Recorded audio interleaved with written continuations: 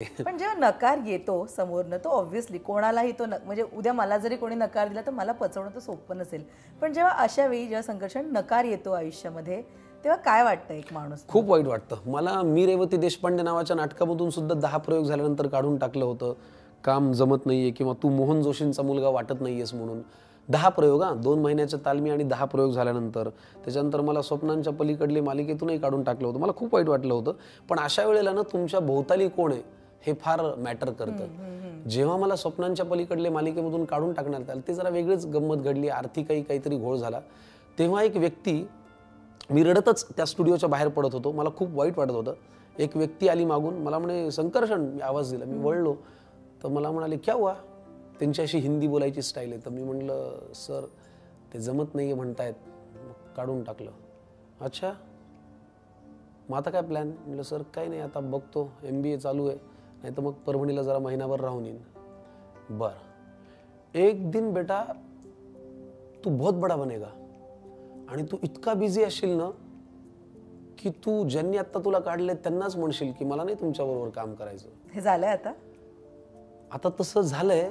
गेली अनेक वर्ष मी त्यांच्याबरोबर काम नाही केलंय आणि ती व्यक्ती आजही कुठल्याही पार्टीत कुठल्याही कार्यक्रमात भेटल्यानंतर मला फक्त एवढं म्हणते मैंने क्या बोला था. आणि ती व्यक्ती म्हणजे अशोक शिंदे. ओ आता आम्ही एकत्र कामही नाही केलं गेले अनेक वर्षात, पण आजही अशोक सर जेव्हा मला भेटतात, हे बघा ह्याच्यात ज्यांनी मला काढलं ते वाईट नव्हते, मी असं काही नाहीये.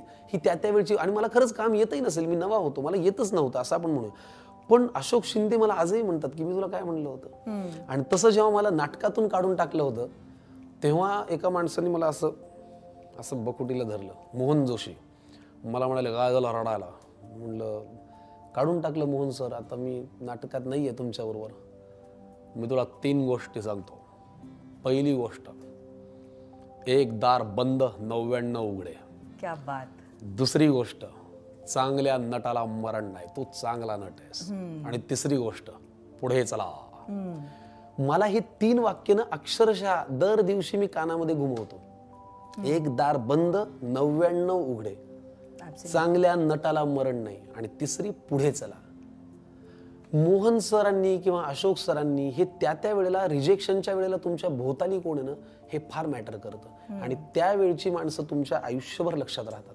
म्हणून या माणसांची नाव मी कधीच विसरू शकत नाही. पण जशा चांगल्या आठवणी असतात तशा कुठेतरी आपल्याला टोचणाऱ्या आठवणी सुद्धा असतात आणि त्या गरजेच्या असतात पुढे चालत राहण्यासाठी. बरोबर. सो संकर्षण, या संपूर्ण काळातली कोणता असा अनुभव म्हणा किंवा कोणती अशी आठवण आहे जी तू कधीही कामासाठी एका नवीन प्रोजेक्टसाठी जातोस तेव्हा तुझ्या लक्षात येते? मी तेच म्हटलं ना, मला मालिकेतून काढून टाकण्यात आलं होतं किंवा नाटकातून काढलं तर ते वाईट वाटलं होतं. आणि मी अक्षरशः तेव्हा माटुंगा स्टेशनवरती बसून रडलोही होतो.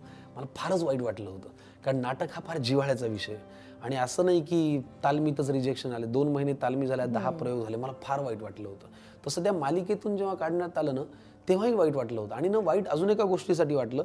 काम देताना मला असं म्हणाले होते की 1500 रुपये पर डे. मग मी म्हणते कॅशमध्ये मिळणार होते, तेव्हा काही असं नव्हतं. मी गेलो त्यांच्याकडे की अहो काढलंय ठीक आहे, 3 दिवसाचे आपले 15 तरी 4500 द्या. तर ते म्हणे नाही, आपलं 700 रुपये पर डे प्रमाणे ठरलं होतं ना. मला ना इतका असा औंढा असा गळ्यामध्ये आला. म्हणलं हो 7 × 2100 मी असं बोटावर मोजलं. मग ते पाकिटात त्यांनी असेच मला घालून दिले. मग मला काय कुठून वाटलं मला माहित नाही. मी वळलो आणि मी त्यांना म्हणलं की हे सगळे आपले जे टीम आले आहेत ना त्यांना हे पेढे द्या. मी ते 2100 रुपये ठेवून दिले तिथे. म्हणलं मला नको हे पैसे, असं का तुम्ही केलं. पण मी त्यांना तसं नाही म्हणलं. मी म्हटलं हे सगळे माझे खूप चांगले मित्र झालेत, हे त्यांना काहीतरी खायला आणा. तर त्यांनी ते परत घेतले. ते काही म्हणले नाही मला का परत देताय वगैरे. पण मला खूप रडू आलं होतं. खूप म्हणजे खूपच रडू आलं होतं. पण मला असं वाटतं ह्या गोष्टी घडलेल्या बऱ्या असतात. कुणीतरी तुमचा अपमान करणं, कुणीतरी तुम्हाला काढून टाकणं, कारण वेदनेतून जे येतं ते जरा मजेशीर असतं.